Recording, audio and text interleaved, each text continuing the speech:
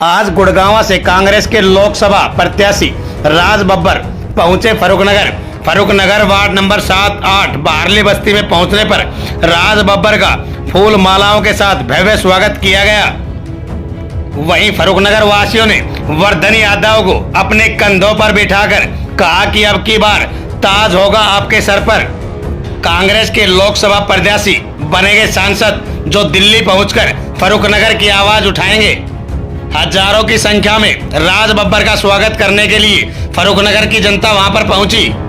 Ward number 7 और 8 में जय भीम के नारे और राज बब्बर जिंदाबाद के नारे लग रहे थे। सबसे पहले राज बब्बर ने बाबा साहब की मूर्ति पर फूल माला अर्पण की। उसके बाद लोगों को संबोधित करते हुए कहा कि मैं आप लोगों के बीच में रहकर ही यहाँ से दिल्ली जाऊंगा और आपकी आवाज बड़े जोर शोर से संसद भवन में उठाऊंगा ताकि आप लोगों के कार्य समय पर हो सके। रुका हुआ थमा हुआ फरुखनगर का विकास जल्दी से किया जा सके। मेरे बुजुर्गों, मेरे नौजवान साथियों, इस मंच पर हमारे सभी शीर्ष नेतागण जिन्होंने मुझे आपके बीच में लेकर आए, मैं समझ सकता हूं आपका ये जोश 25 तारीख तक बरकरार रखने का काम है। ये चुनाव केवल एक सांसद का चुनाव नहीं है कि आप यहां से सांसद चुनकर भेज रहे हैं। ये चुनाव अपने आप में एक ऐतिहासिक चुनाव भी है।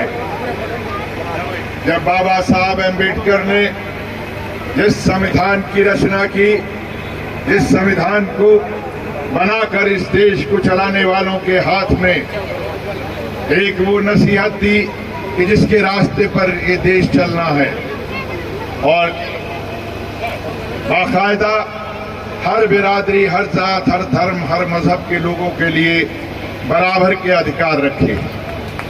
दबे कुचले लोगों को कैसे ऊपर लाया जाए, उनका सम्मान कैसे बढ़ाया जाए, उसके लिए उस तमाम हिदायतें दी कि क्या करना है और क्या नहीं करना।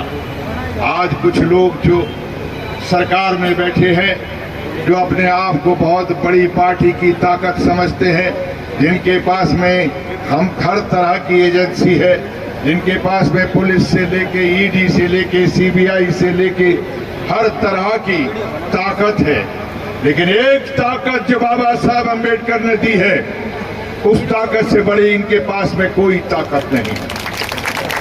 और वो ताकत है बाबा साहब के द्वारा दी हुई एक वोट की ताकत। ये एक वोट उन तमाम लोगों को जो आपके भविष्य को, आपके आने वाले कल को वो खत्म करना चाहते हैं। तुम्हारे बच्चों की, हमारे बच्चों की, आपके और हमारे बच्चों के आने वाले कल को, आने वाले भविष्य को खत्म करना चाहते हैं। जो हमें हमारे दिए हुए अधिकार हमसे छीनना चाहते हैं, उसके लिए आपके पास में एक वोट है। 25 तारीख को यहाँ से सांसद मत चुनना, यहाँ से संविधान की मजबूती को चुनने का काम करना। हाथ के पंजे पर बटन दबाकर आपके बीच में मैं उस पार्टी से आया हूं जिसका नाम कांग्रेस पार्टी है, इंडिया अलायंस से।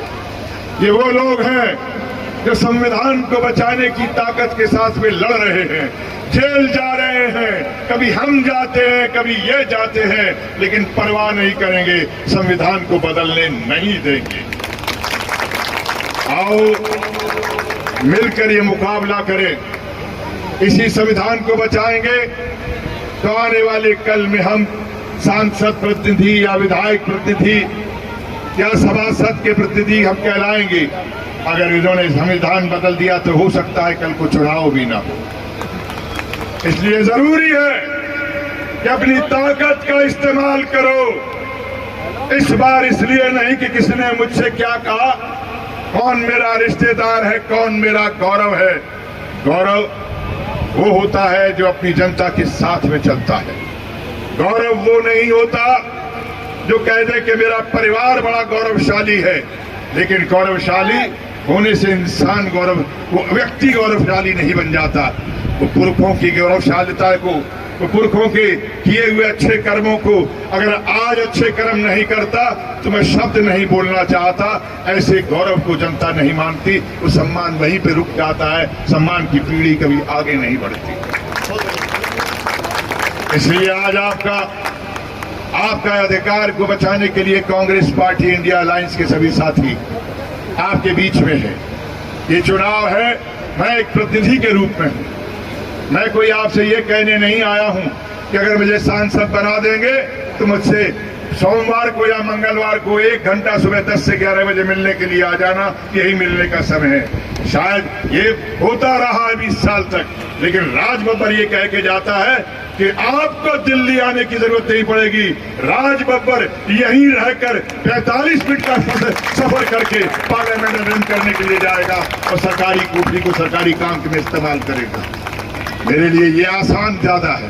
वहां से जाऊंगा तो 25 मिनट, यहां से जाऊंगा तो 45 मिनट। यहां से जाने में आप लोगों के साथ में रोज संबंध रखूंगा, रोज आपसे मिलता रहूंगा, रोज आपकी समस्याओं से जुड़ा रहूंगा और उनको निदान करने के लिए आपकी ताकत मिलेगी और वो काम करेंगे। दोस्तों, वक्त बहुत हो चुका है।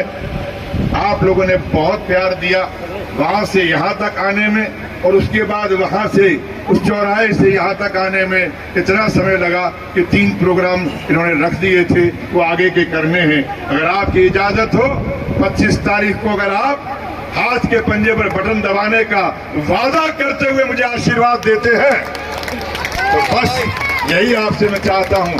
4 जून को इसका फैसला होगा कि हम संविधान बचा कर निकल गए और हम फतेह हुए, विजयी हुए। बहुत बहुत शुक्रिया।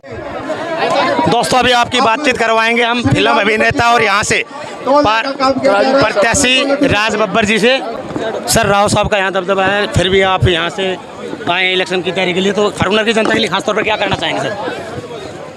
उन्होंने जो 20 साल में जी जो यहाँ पर लोगों के लिए जगह छोड़ी है, वो जगह को भरने के लिए कि लोग नहीं आज ये मान रहे हैं कि 20 साल में हमारा सांसद हमारे बीच में नहीं आया, हमारे लिए कुछ नहीं किया।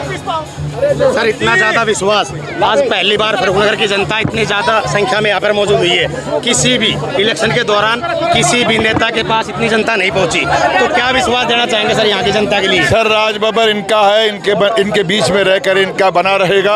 राज बब्बर यहाँ से संसद जाएगा, ना कि दिल्ली की सरकारी कोठी से संसद जाएगा। तो 20 साल का जो दबदबा रहा राव साहब का यहाँ, वो खत्म हो जाएगा अब की बार? ईश्वर करे। मैं किस बार यहाँ पे ना कोई दबदबा बनाने आया हूँ, मैं तो मोहब्बत से इनके दिलों में घर करने आया हूँ। Thank you.